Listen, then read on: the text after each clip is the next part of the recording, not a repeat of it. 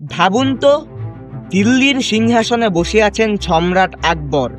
গোটা ভারত যার পতাকার নিচে একে একে নতজানু হচ্ছে। কিন্তু ঠিক সেই সময়েই বাংলার মাটিতে জন্ম নিল এক অদ্ভুত প্রতিরোধের 12 জন স্বাধীন শাসক, যা 12 ভূঁইয়া নামে পরিচিত। আর তাদের নেতৃত্ব দিলেন এক রহস্যময় বীর, যার নাম ঈশা খাঁ, যিনি একা দাঁড়িয়ে গিয়েছিলেন গোটা মুঘল সাম্রাজ্যের সামনে। আজ আমরা জানব সেই ইতিহাস যেখানে বাংলার অস্তিত্ব টিকিয়ে রাখার জন্য রচিত হয়েছিল এক মহাকাব্য।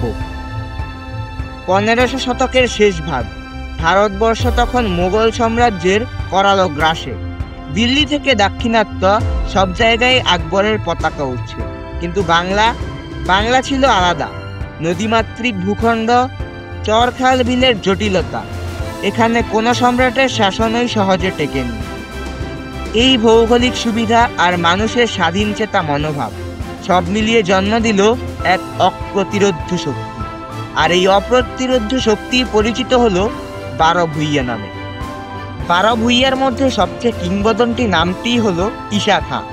আফগান বংশোদ্ভূত হলেও তিনি খুব দ্রুতই স্থানীয় মানুষদের মনে জায়গা করে নিয়েছিলেন। সোনারগাঁ ছিল তার আস্তানা, আর নদী ছিল তার দুর্গ। তার নৌবাহিনী এতটাই ভয়ঙ্কর ছিল যে মুঘল সেনারা পানির ভেতরে নামতেই শঙ্কা বোধ করতেন। জমিতে মোগলরা ছিল দুর্ধর্ষ, কিন্তু বাংলার নদীতে সেখানে ঈশা খাঁই ছিল প্রকৃত সম্রাট। এখন প্রশ্ন হলো, দুর্ধর্ষ এই মুঘল সেনাদের সামনে কিভাবে টিকেছিল 12 ভূঁইয়া? প্রথমত, ভৌগোলিক সুবিধা, নদী আর চর যেন বাংলার প্রাকৃতিক দুর্গ। দ্বিতীয়ত, গেরিলা কৌশল। ঈশা খাঁ কখনো সরাসরি যুদ্ধ করতেন না, তারা হঠাৎ আক্রমণ করতেন, আবার মিলিয়ে যেতেন নদীর ভাঁজে কিংবা ঘন জঙ্গলের আড়ালে। আর তৃতীয়ত, মানসিক শক্তি। ঈশা খাঁ ছিলেন প্রতিরোধের প্রতীক।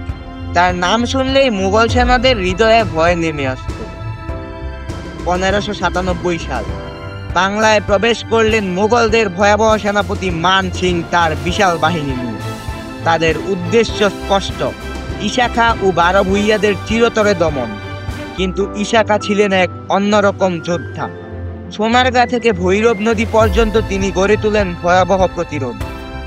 যদিও শেষ পর্যন্ত মোগলরা কিছুটা প্রভাব বিস্তার করতে সক্ষম হয়েছিল, তবুও সত্যি কথা হলো, ঈশা খাঁ জীবিত থাকা পর্যন্ত দিল্লি বাংলাকে পুরোপুরি দখল করতে পারেনি। হ্যাঁ, 12 ভূঁইয়ারা সবসময় ঐক্যবদ্ধ ছিলেন না, তাই তারা শেষ পর্যন্ত টিকতে পারেননি। কিন্তু তারা প্রমাণ করে গেছেন, বাংলা মানেই প্রতিরোধ, বাংলা মানেই স্বাধীনতার আত্মা। ঈশা খাঁ কেবল একজন শাসক ছিলেন না, তিনি এক প্রতীক, যে প্রতীক শেখায় শক্তিশালী সাম্রাজ্যের সামনেও মাথা নত করা যায় না। তাহলে প্রশ্ন থেকে যায়, আজ যদি ঈশা খাঁ ও 12 ভূঁইয়া না থাকতেন, আমরা কি আজকের বাংলাদেশকে পেতাম? উত্তর দিয়ে যাবেন কমেন্ট বক্সে। ভিডিওটি ভালো লাগলে অবশ্যই লাইক করুন এবং এমন আরো ভিডিও পেতে চ্যানেলটি সাবস্ক্রাইব করে রাখুন। ধন্যবাদ।